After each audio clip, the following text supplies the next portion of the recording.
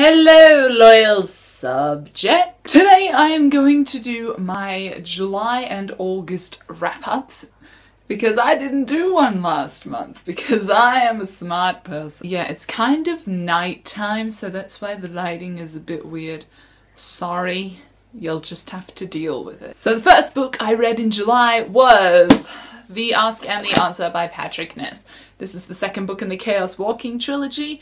I have a review up on it, you could check that out, leave the link in the down bar. For those of you who don't know what this series is about, it is a young adult sci-fi trilogy which basically follows the main character Todd Hewitt, who lives in a town where everyone can hear each other's thoughts, and basically it is just about his trials and tribulations on this planet, him meeting new people, finding out things that he told were true, which weren't. It's really good. Check it out. After that, I read The Wide, Wide Sea, which is one of the 3 Chaos Walking short stories. This one is supposed to be read after The Ask and the Answer, and it is set in the past following a particular character. It was really good. Check it out. After that, I had a bit of a change in pace and I picked up Fiona and Cake by Natasha Allegri, an Adventure Time comic. Oh my god, guys, if you don't know, this is basically just Adventure Time, except all the characters are gender swapped, and it's flippin' amazing. The art style in this is just so cute and so cool, and just the characters and everyone is just so funny. I laughed so much reading this thing. If you like Adventure Time or just comics in general, just pick it up. You won't regret it. It's great. Just do it, okay? Then I finished rereading The Last Olympian to my siblings. This is a reread for me, obviously. 5th book in the Percy Jackson The Olympian series. If you haven't picked up this series yet, mate, you need to get on that. The Blood of Olympus is coming out in October, and oh my god, I'm so excited. So you might want to hop on the bandwagon while you still can. You won't regret it. Trust me, it's awesome. Then I picked up Lola and the Boy Next Door by Stephanie Perkins. I picked this up mainly because I was putting off reading the next book that I read because I knew it was gonna crush my soul, so I wanted something a little less soul-crushing. Basically, I'm sure you've all heard of Stephanie Perkins. She writes these romantic contemporary YA novels, and this one is part of her companion novels trilogy after Anna and the French Kiss, and I've been meaning to pick this up, especially because Isla and the Happily Ever After just came out, so I wanted to have read this before I read that one. I liked Anna better, I think. I mean, these books, everybody raves about them, but they're not that great. Like, at the start, they're really good and I'm like, oh my god, this is so much fun. I just want to keep reading this book forever. But then the issues and the problems and these things, I feel like they could just be so easily solved if everyone just stopped acting like twats and got their shit together. I feel like so many misunderstandings and accusations and paranoia goes on about these things for no reason. They really just need to sit down, have a cuppa, and talk it out. Use your words. Follow John Green, damn it. So after I finished that, I picked up the book that I knew was going to destroy my soul, and that is Monsters of Men by Patrick Ness, the 3rd and final book in the Chaos Walking trilogy. Ah, memories. This book holds the record of being the only novel I've ever read that has made me cry. I have teared up before, don't get me wrong, but this book, tears were a-rolling, sobs were a-gasping. I mean, it was so good, guys, so good. Please, if you haven't already, read Chaos Walking. It will be simultaneously the best and worst decision of your life. If that doesn't sell it, I don't know what will. So I finished that book because the booktubeathon had finally kicked in. So I read that, and then afterwards I thought I needed something lighter, and that was not going to puncture my heart wounds any more than they had. So I picked up Ask the Passengers by A.S. King. I've been meaning to pick this up for a while, because my sister got it for me for my birthday, but I had not read it yet. I just knew that it was about a lesbian, so I picked it up. And yeah, it basically follows our main character Astrid Jones, who is living in this country town that she doesn't like, and it's basically about her questioning her sexuality while at the same time having all of these people around her constantly trying to fit her into a box. And she doesn't want to be fit into a box because she just wants to do what she wants to do. And a lot of people don't seem to grasp that concept that you have to be something or you're not anything. I really enjoyed this book. Astrid is just the bomb. I related to her so much, not because I was going through the similar problems that she was, but just because I felt like we understood each other. We got it. She was a smart character. Seriously, if you like any contemporary at all, if you like cool people, pick up this book. You won't regret it. Then I picked up How to Ride a Dragon Storm by Cressida Cowell. This is the 7th book in the How to Train Your Dragon series, and it was just fun, quick stuff. It's hilarious. It's great. I can see this dark turn the series is taking that everybody's constantly talking about. And if you haven't read any of the How to Train Your Dragon novels, you might want to check them out because they're pretty good. Pretty different from the movies, but they've got their own certain charm to them, so try them out. Next, I read something that I would probably not have picked up anytime soon, but because of challenges I did, and that was The Princess Bride, adapted by William Goldman, original text by S. Morgenstern. So I read this and then I watched the film, and it was one of the funniest things I've ever read. It just has all the components that make a great novel. You've got action, adventure, romance, mystery, betrayal. Oh, it was so great. Seriously, read The Princess Bride or watch the movie. Either or is good. Then after that I read If I Stay and Where She Went, both by Gail Forman. I wanted to read these in preparation for seeing the movie, and I ended up really enjoying them. I'm sure you all know that If I Stay is about a girl named Mia who gets into a car accident with her family, and basically she has an out-of-body experience watching everything that's going on, and she has to decide whether she wants to stay or not. It was really good. I read it. I liked it. Same with Where She Went. This book is set 3 years after the events of If I Stay and follows a different perspective. Also good. I preferred the first one, but this one was alright. I have a review up of these and the movie, so check those out if you feel like it. So after that, I was afraid that my reading was going to decrease greatly because the booktubeathon had just ended and I'd been reading like a book a day. So I picked something up that I knew I would read quickly and that I really wanted to read. And that was Aristotle and Dante Discover the Secrets of the Universe by Benjamin Alire Science. Oh my god, you guys. This book is just the bomb. If you take anything away from this, read Aristotle and Dante and read Chaos Walking as well. But this book is just so great. It's just about two boys, Aristotle and Dante, who are both Mexican-American living in the USA in the 80s, and it's basically about them meeting, their friendship, and then their journeys of self-discovery.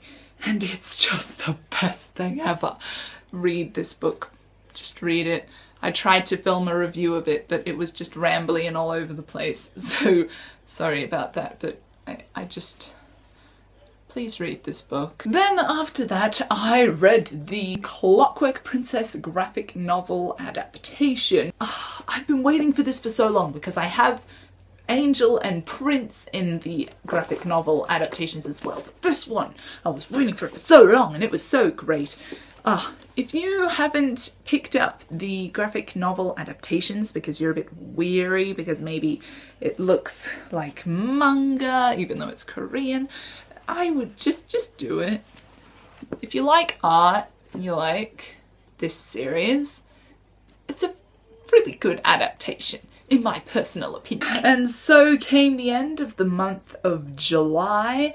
On to my August reads. I was feeling like I wanted to try something a little different because I was on this roll where I was reading books that I wouldn't necessarily pick up after everything that went on the booktubeathon.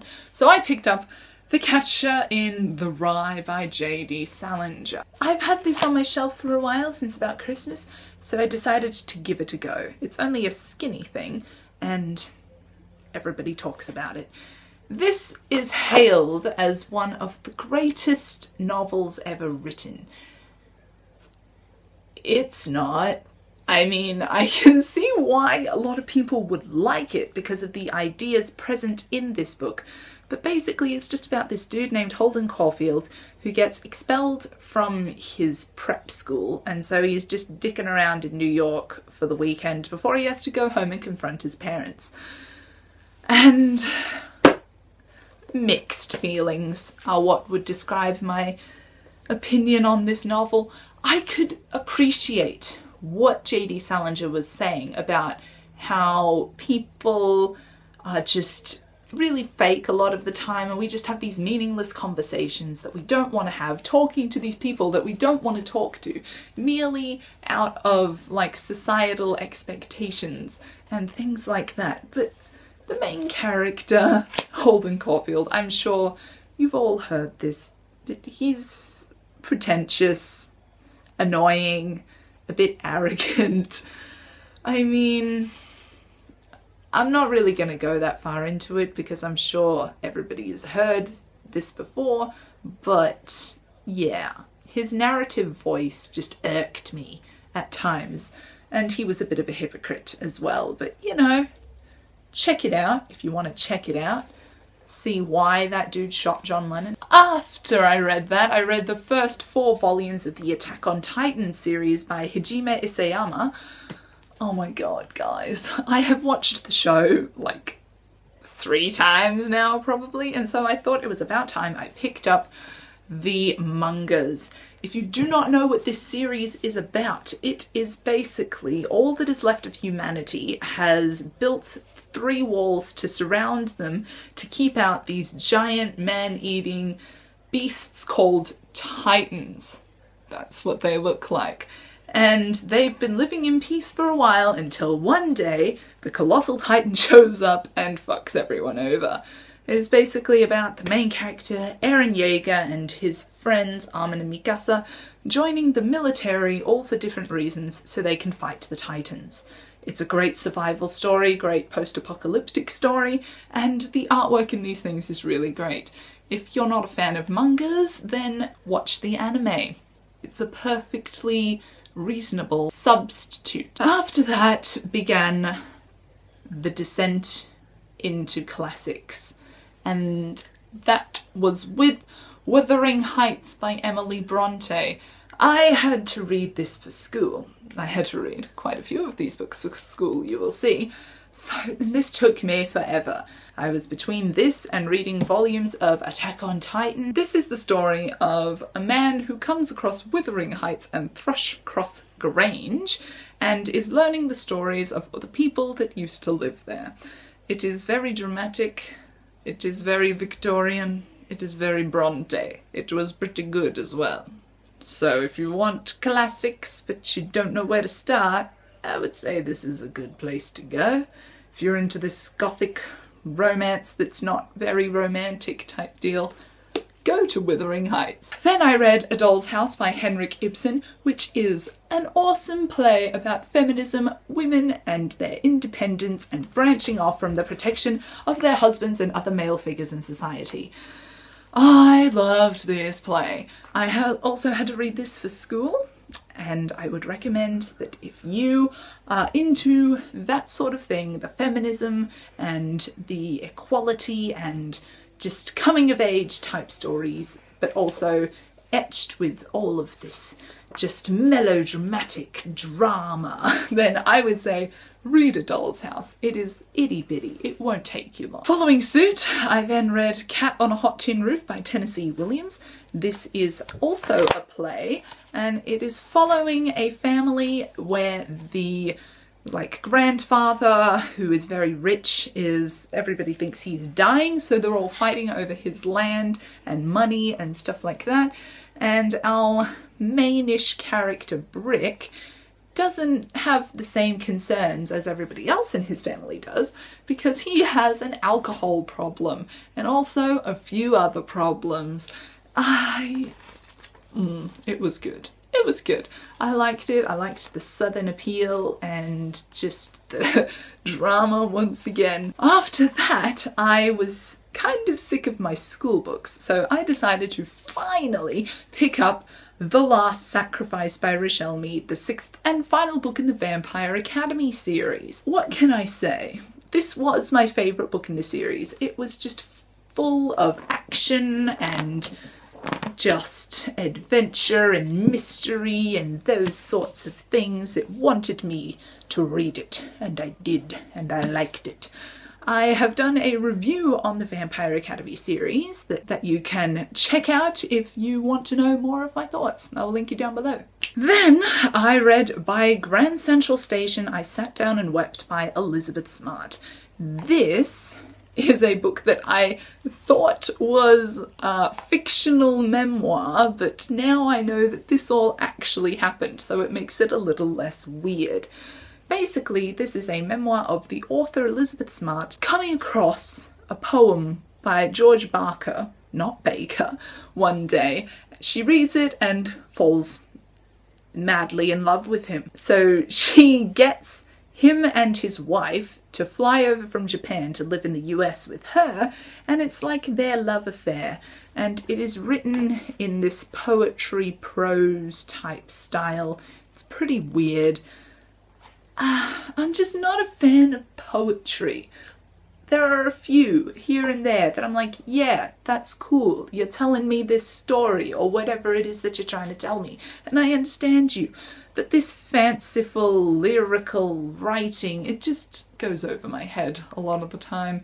It was weird, but I could definitely feel what Elizabeth Smart was feeling. So I guess that's what she was trying to accomplish. And then lastly, I read The Giver by Lois Lowry. This is a bind-up of all four, so I have not read this entire book, do not be silly. But I read The Giver because the movie is coming out and I thought I should finally see what all the fuss about this thing is about. Because we never had to read this thing in Australia, Americans with your weird classics. So I read it, and I have done a review on that as well, which I will link down below. So check that out. My overall thoughts were I really liked it. I read it in a day. It was pretty good. I'm not even gonna try and lift all those books because I will definitely fail. But damn, seeing them all stacked up right here, that's a lot of books. I feel proud of myself. Pat on the back. Alright, that is all I have for you today. I will see you next time. See you later. Goodbye.